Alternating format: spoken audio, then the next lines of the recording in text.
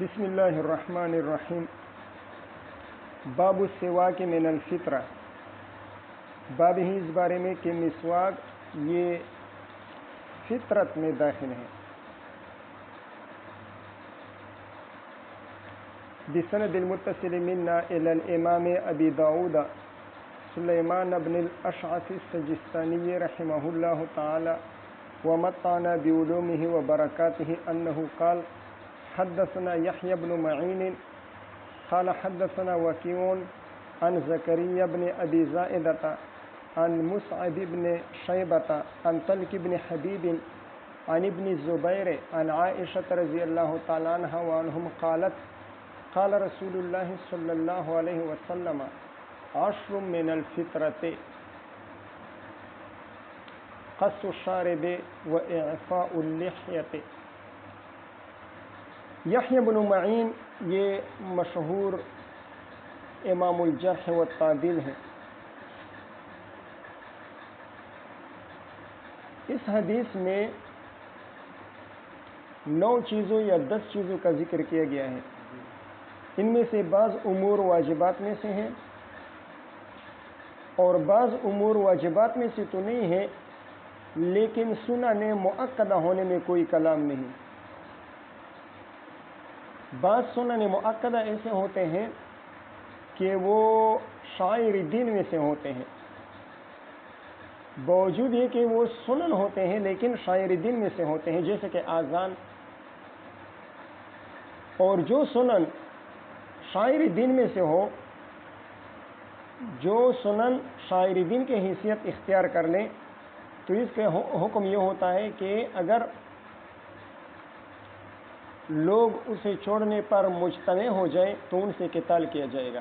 آذان، اگر کسی علاقے والے آذان کو ترک کر دے، آذان کے ترک پر متفق ہو جائے تو ان سے قتال کیا جائے گا، ان سے جہاد کیا جائے گا۔ اسی طرح ختان ہے تو ان کے چھوڑنے پر اس علاقے والوں سے قتال اور جہاد کیا جائے گا۔ یہاں پر 10 چیزیں 9 یا 10 چیزوں کا ذکر ہے، ان میں سے ایک سواک بھی ہے۔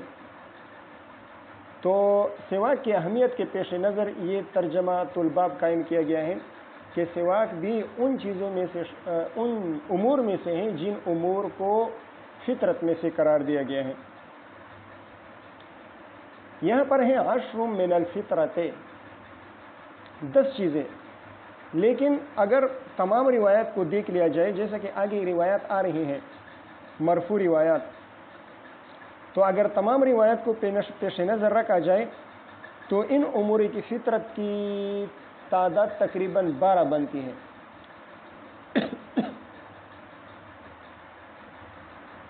کتنی بنتی ہے؟ 12 بنتی ہے۔ ان میں سے 6 وہ سر میں ہیں، 3 شرمگاہ میں ہیں، کتنے ہو گئے؟ 9 ہو گئے، اور 3 باقی بدن میں ہیں۔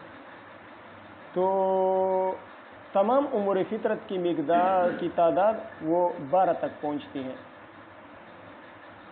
ٹھیک ہے، آپ گنیں۔ قص الشارب 1، اعفاء اللحیہ 2، سواک 3، استنشاق 4، اور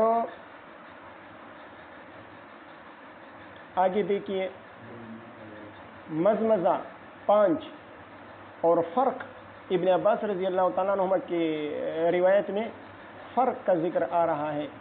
تو یہ 6، ان 6 کا تعلق سر کے ساتھ ہے، اور 3 کا تعلق شرمگاہ کے ساتھ ہے، ختان، استنجا اور حلق العانہ۔ 6 اور 3 9 ہو گئے، اور 3 کا تعلق باقی بدن کے ساتھ ہے، تقلیم الاظفار، اور تقلیم الاظفار، نتف الابط اور غسل البراجم۔ تو 9 اور 3 12، تو کل تعداد 12 بنتی ہے۔ ٹھیک ہے، لکھ لیا۔ نمبر 1، قص الشارب۔ مونچھوں کے بارے میں مختلف الفاظ روایت میں آتے ہیں۔ مثال کے طور پر جز الشوارب کے الفاظ آتے ہیں، احف الشوارب کے الفاظ آتے ہیں، انہک الشوارب کے الفاظ آتے ہیں، انہاک احفاق یہ الفاظ آتے ہیں۔ ان تمام الفاظ سے مطلوب وہ مبالغہ ہے، مبالغہ فی الازالہ۔ ان مختلف الفاظ کی بنا پر علماء کرام نے، مفتیان حضرات نے یہ فیصلہ کیا ہے کہ مونچوں کو کم از کم اتنی مقدار میں کاٹنا چاہیے کہ ہونٹوں کی جو سفیدی ہے وہ نظر آ جائے۔ حافظ ابن حجر اسقلانی رحمہ اللہ نے بھی یہ بات بیان فرمائی ہے، مولا علی قاری رحمہ اللہ نے حافظ ابن حجر رحمہ اللہ کی یہ بات نقل کی ہے کہ مونچوں کو اتنا کاٹنا چاہیے کہ اوپر والے ہونٹ کی جو سرخی ہے وہ نظر آنے لگ جائے۔ البتہ یہ احفا میں جو مبالغہ ہے، یہ مبالغہ کس حد تک ہونا چاہیے، کس درجے کا ہونا چاہیے؟ آیا مونڈنا چاہیے یا کینچی کے ساتھ کتروانا چاہیے، اتنا کتروانا چاہیے کہ یعنی خوب کتروانا چاہیے، یا بلیڈ کے ساتھ صاف کرنا چاہیے؟ تو اس میں علماء کرام کی دو رائے ہیں۔ بعض مونڈنے کو بدعت قرار دیتے ہیں، بعض مکروہ قرار دیتے ہیں کہ یہ مسلح کے حکم میں آتا ہے۔ بہرحال کینچی کے ساتھ اتنا کاٹنا چاہیے کہ بس مزید پھر کینچی کے تحت نہ آئے، کینچی کے دائرے میں نہ آئے، ٹھیک ہے۔ تو ایک ہو گیا قص الشارب۔ قص الشارب اس کو آپ مرفوع بھی پڑھ سکتے ہیں، احدھا قص الشارب وثانیہا اعفاء اللحیہ وثالثھا السواک، اس کو مرفوع پڑھیں اور خبر بنائے مبتدا محذوف کے لیے، یا قص الشارب مجرور پڑھیں، فطرہ سے پھر بدل ہوگا، عشر من الفطرۃ، الفطرۃ اس سے بدل ہوگا، قص الشارب و اعفاء اللحیہ والسواک والاستنشاق الی آخرہ۔ عشر نکرہ ہے لیکن اس کے باوجود یہ مبتدا واقع ہوا ہے، اس لیے کہ یہ عشر سے مراد عدد معروف ہے، اور جب کسی عدد کو ذکر کیا جائے اور اس سے مراد عدد معروف ہو تو پھر وہ علم بن جاتا ہے، پھر اس کا مبتدا بننا صحیح ہوتا ہے۔ لیکن اگر عدد کو ذکر کیا جائے اور اس سے مراد معدود ہو تو پھر وہ علم نہیں بنتا۔ مثال کے طور پر عندی ستۃ، عندی ستۃ، تو اب اس ستہ سے مراد عدد معروف یعنی 6 کا عدد مراد نہیں ہے، بلکہ اس سے مراد معدود ہوتا ہے، عدد آپ کے پاس نہیں ہوتا، معدود ہوتا ہے۔ تو عندی ستۃ، یہاں پر ستۃ علم نہیں ہوگا بلکہ یہ نکرہ ہوگا، ٹھیک ہے۔ لیکن عندی ستۃ، یہاں پر بھی ستۃ اس کا مبتدا بننا صحیح ہے، اس لیے کہ نکرہ ہے، اگرچہ نکرہ ہے لیکن خبر پر اس کی تقدیم آئی ہے، تو یہاں پر لیکن اگر اس طرح ہوتا ستۃ عندی پھر یہ صحیح نہ ہوتا، ٹھیک ہے۔ قص الشارب و اعفاء اللحیہ، اعفاء کی معنی تکثیر اور توفیر ہے کہ داڑھی کو بڑھانا، والسواک یعنی واستعمال السواک، والاستنشاق اور استنشاق کہتے ہیں منہ میں پانی ڈالنا، تبلیغ الماء الی خیاشیمہ، خیشوم تک، ناک کا جو خیشوم ہے اس تک پانی کو پہنچانا، اس کو کہتے ہیں استنشاق۔ اور شم الماء مع قوۃ، پانی کو سونگھنا، وضو کے دوران چلو میں آپ نے پانی لے لیا، ناک کے قریب لے آیا اور سونگھ لیا قوت کے ساتھ، تو اس کو استنشاق کہا جاتا ہے۔ اور ایک ہوتا ہے استنثار، استنثار نثر سے ہے، یہ پانی سے، ناک سے پانی کو نکالنا، اس کو استنثار کہتے ہیں۔ اس لیے کہ جب آپ زور سے پانی نکالتے ہیں ناک سے تو پانی پھیل جاتا ہے، ادھر ادھر منتشر ہو جاتا ہے، نثر سے ہے نا۔ استنثار کس سے ہے؟ نثر، اور نثر کہتے ہیں پھیلانے کو، تو اس کو استنثار کہا جاتا ہے کہ جب ناک سے پانی کو نکالا جائے۔ والاستنشاق بالماء وقص الاظفار، قص الاظفار، اظفار تقلیم الاظفار، قص بمانے تکلیم کے ہیں، تکلیم الاظفار، ناخنوں کو کاٹنا، ناخنوں کو۔ تکلیم الاظفار کی ترتیب کس طرح ہونی چاہیے؟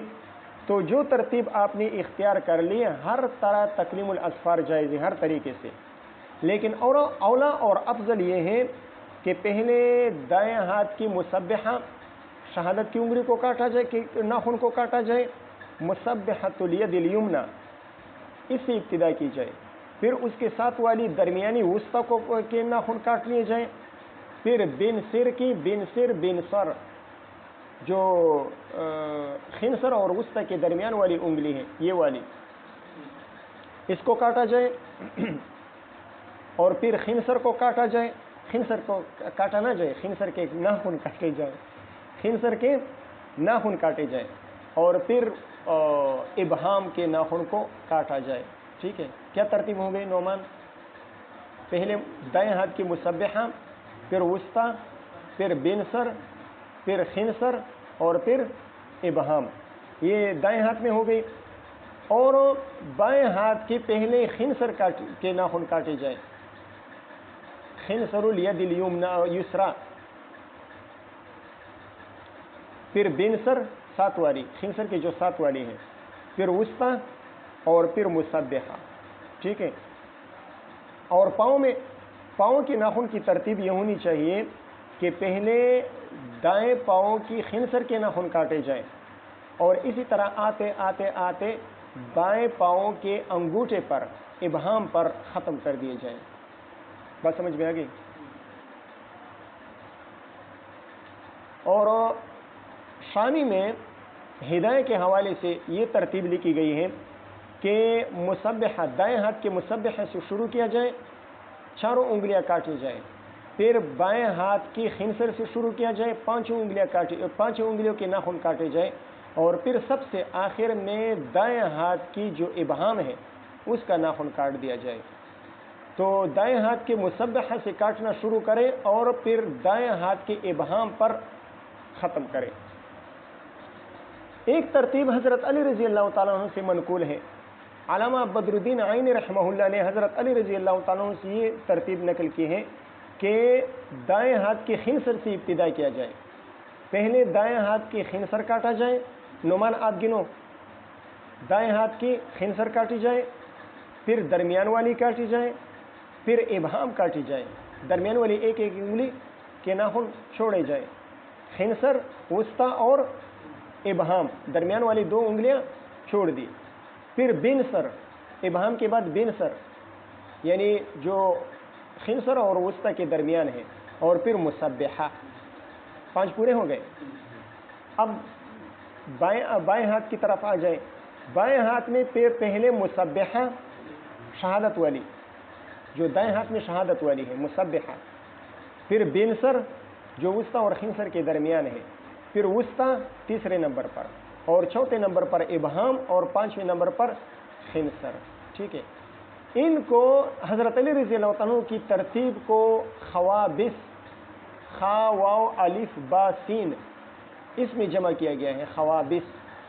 تو خوابس میں آپ دیکھ لیں، دائیں ہاتھ، پہلے دائیں ہاتھ کو لے لیں، خوابس میں پہلے خا ہے تو خا سے مراد خنصر ہے، پھر واو ہے، واو سے مراد وسطی ہے، پھر الف ہے، الف سے مراد ابہام ہے۔ ٹھیک ہے، خوابس میں الف بن گیا، ابہام میں پھر حمزہ ہو گیا، پھر با ہے، با سے مراد بنسر، اور پھر سین ہے، سین سے مراد کیا ہے؟ مسبحہ۔ ٹھیک ہے، اسی طرح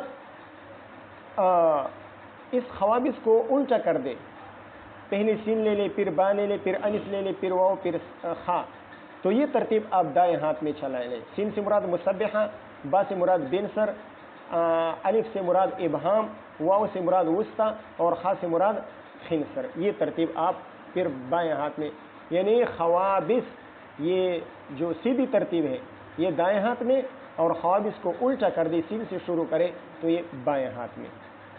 ترتیب سمجھ میں آ گئی؟ वग़स्ल البراجم، बराजिम बुरजुमतुन की जमा है, और बुरजुमतुन ये जो जोड़ों के दरमियान के जो हिस्से होते हैं जहाँ पर काल आपस में इस तरह हो जाती है, मिल जाती है, काल छुप जाता है जहाँ पर, तो उसको बुरजुमा कहा जाता है। जहाँ पर काल छुप जाता है उसको बुरजुमा का, उसको खूब धोना। जैसे कि मिसाल के तौर पर एक तो ये हो गई जोड़ जो होते हैं, जोड़ों में जो काल छुप जाती है तो उस जगह को, इसी तरह बदन के बाकी हिस्से जो छुपे हुए होते हैं, मिसाल के तौर पर फ़ख़िज़ैन हो गया और इबित हो गया, इबित और उसूलुल फ़ख़िज़ैन हो गए, तो ये भी बराजिम का मिस्दाक है, उसको भी खूब धोना चाहिए, इसको भी खूब धोना चाहिए। ठीक है, आगे क्या है? नतफुल इब्द। नतफुल इब्द, बा पर, बा के नीचे कसरा भी पढ़ सकते हैं, बा को साकिन भी पढ़ सकते हैं। नतफुल इब्ते, नतफुल इबते, मुज़ाफ महज़ूफ है। नतफ़ो शारिल इब्ते, नतफ़ो शारिल इब्ते, बगल के बाल उखेड़ना। असल बगल के बालों में असल सुन्नत जो है वो उखेड़ना है, लेकिन ये तब होता है जब आप इब्तिदा से इसको उखेड़ दें। अगर 1-2 मरतबा 5-6 मरतबा आपने ब्लेड से साफ किया तो फिर ये सख्त हो जाते हैं, फिर ये उखेड़ने से उखड़ते तो हैं लेकिन तकलीफ के साथ उखेड़े जाते हैं। ठीक है, तो ये भी खिसाल फितरत में से है कि बगल के बाल साफ किए जाए। वहल्कुल आना, और ज़ेर नाफ बालों को मोड़ना, ब्लेड के साथ भी जायज़ है, नौरा वगैरह इसके साथ छूने वगैरह के साथ भी जायज़ है। आना किसको कहते हैं? ममबितुशार को कहा जाता है। ममबितुशारे फौकल क़ुबुल मिनल मरअते, औरत की जो शर्मगाह है, औरत की यानी आगे वाली जो शर्मगाह है उस पर जो बाल उगते हैं उसको आना कहते हैं। वह फ़ौक़ ज़कर मिनर रजुल, और आदमी के ज़कर पर जो शर्मगाह है, ज़कर पर और ज़कर के इर्द गिर्द जो बाल होते हैं उसको आना कहा जाता है। और इन उगने वाले बालों को शेअरतुन कहा जाता है इन बालों को। तो इन बालों को मुंडवाना ये भी उमूर और खिसाल फितरत में से है। वंतिकासुल मा, इंतिकासुल इस्तिंजा के माने में है। अलामा वकी इब्नुल जर्राह, इमाम वकी इब्नुल जर्राह रहमहुल्लाह ने इसकी तफसीर की है इस्तिंजा बिलमा के साथ। वंतिकासुल मा यानी इस्तिंजा बिलमा। काला ज़करिया काला मुसअब, इस हदीस के एक रावी हैं ज़करिया इब्नु अबी ज़ायदा, वो फरमाते हैं कि मेरे उस्ताद मुसअब इब्नु शैबा रहमहुल्लाह ने फरमाया व नसीतुल आशिरता व नसीतुल खसलतल आशिरता, मैं 5वीं खसलत जो है ये 10वीं खसलत ये मैं भूल गया कि वो कौन सी थी। इल्ला अन तकून अल मज़मज़ा, अलबत्ता ये हो सकता है कि वो मज़मज़ा हो। वो क्या हो? मज़मज़ा हो। इल्ला अन तकून अल मज़मज़ा, ये नसीतों से इस्तिस्ना है। मैं 10वीं खसलत वो भूल गया, लेकिन हो सकता है कि वो क्या हो? मज़मज़ा। मज़मज़ा किसे कहते हैं? तहरीकुल मा'i फिल फम, पानी को मुंह में हरकत देना, इसको मज़मज़ा कहा जाता है।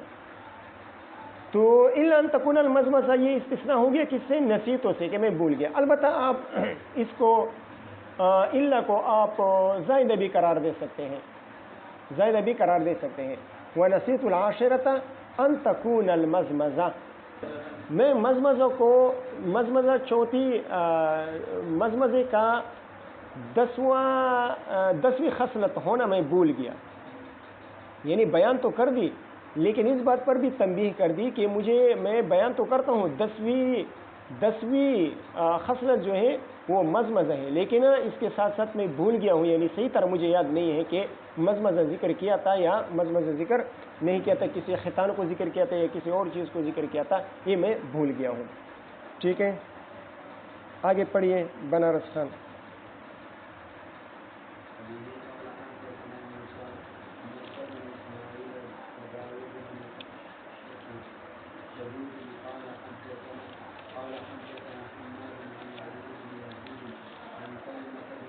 عن علی ابن ہاں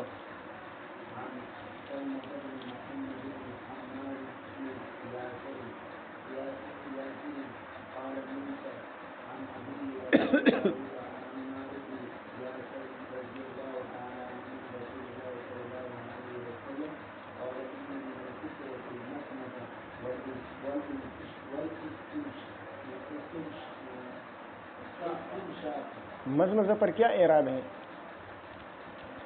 ان من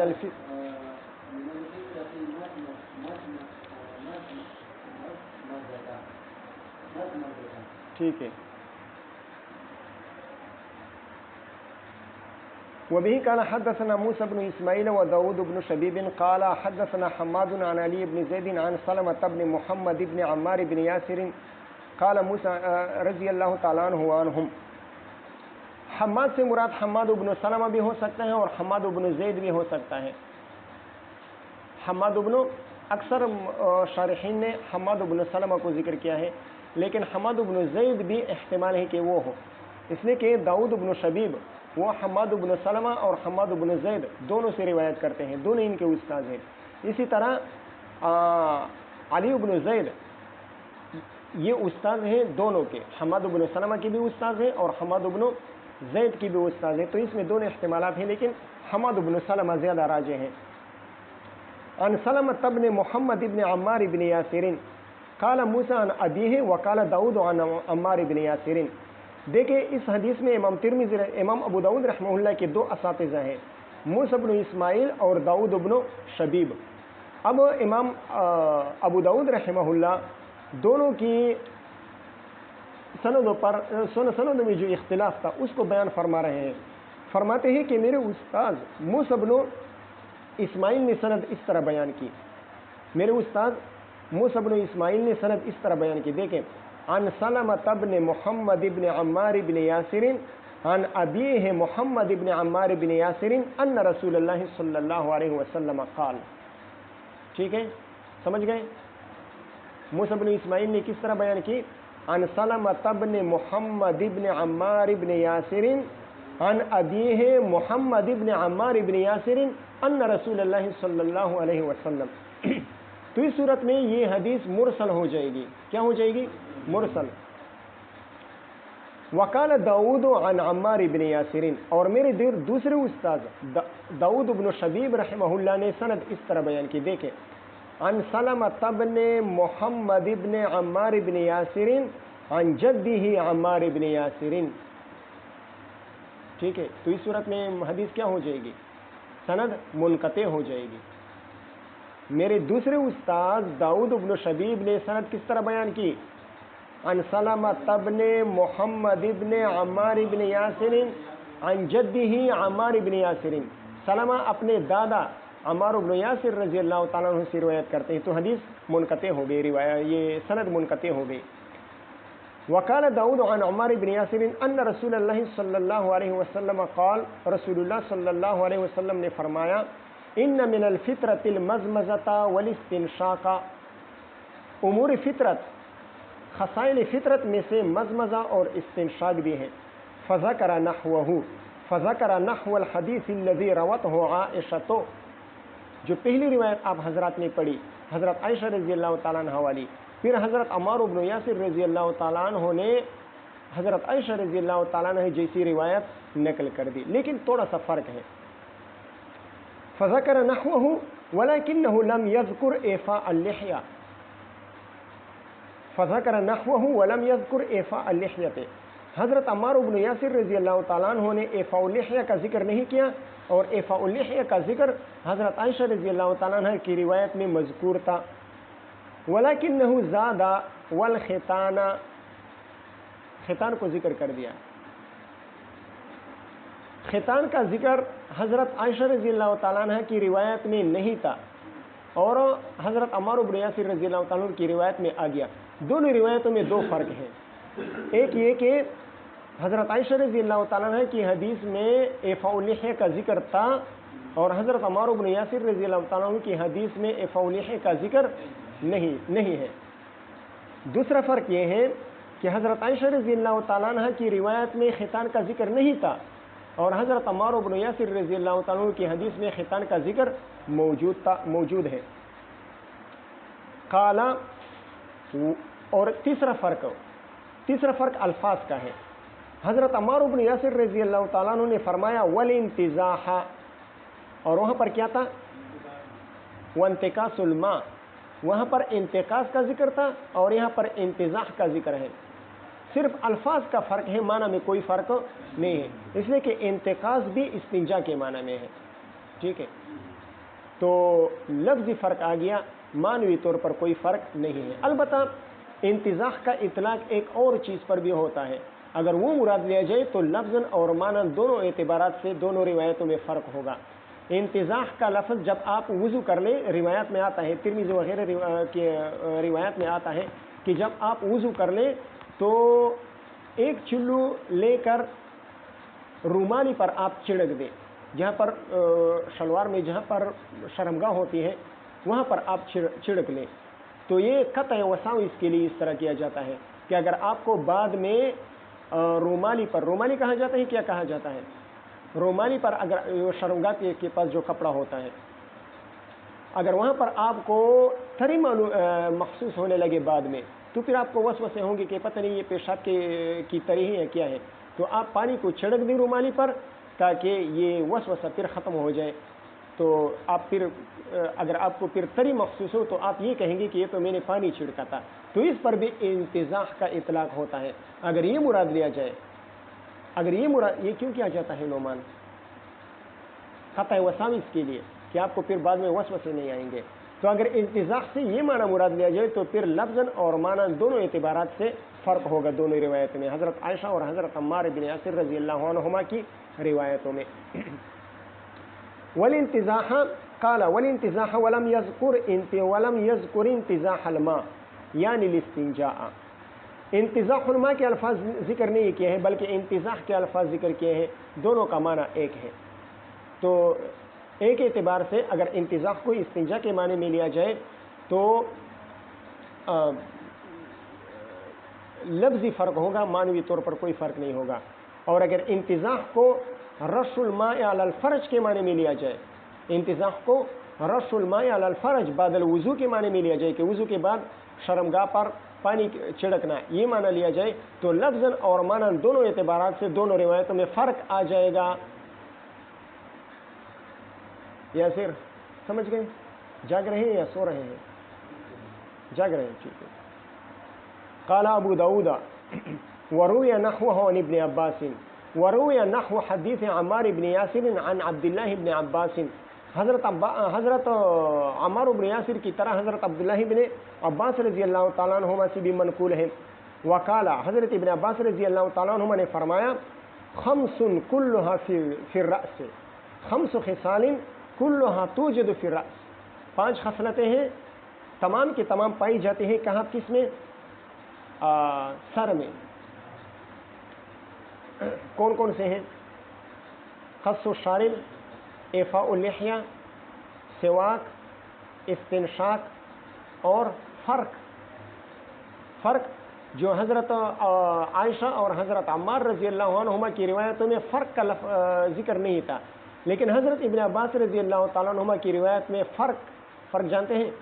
مانگ، سر کے بالوں کو 2 حصوں میں تقسیم کیا جائے، ایک حصہ دائیں طرف کر لیا جائے، دوسرا حصہ بائیں طرف کر لیا جائے، درمیان میں راستہ بن جاتا ہے، تو اس کو فرق کہا جاتا ہے، را کے سکون کے ساتھ۔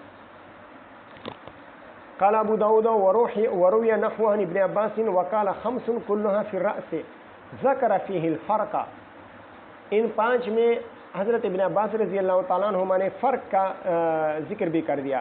ولم يذكر اعفاء اللحیہ، استغفر اللہ، حضرت ابن عباس رضی اللہ تعالیٰ عنہما نے اعفاء اللحیہ کا ذکر نہیں کیا تھا۔ دیکھیں گن لیں، قص و شارب 1، سواک 2، استنشاق 3، مزمزہ 4 اور فرق 5۔ اعفاء اللحیہ کا ذکر حضرت ابن عباس رضی اللہ تعالیٰ عنہما کی روایت میں نہیں ہے۔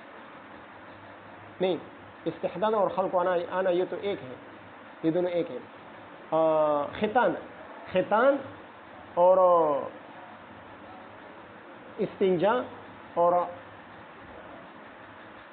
حلق العانہ، حلق العانہ کو استحداد بھی کہا جاتا ہے، یعنی استحداد مانا استعمال الحدیدہ، موسا، بلیڈ، ٹھیک ہے، 3 پورے ہو گئے۔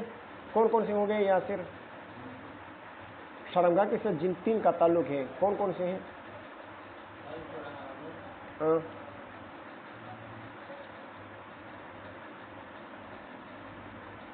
حلق العانہ، دوسرا ختان، تیسرا استنجا، اور 3 کا تعلق باقی بدن کے ساتھ ہے، غسل البراجم، نتف الابط، تقلیم الاظفار، ٹھیک ہے،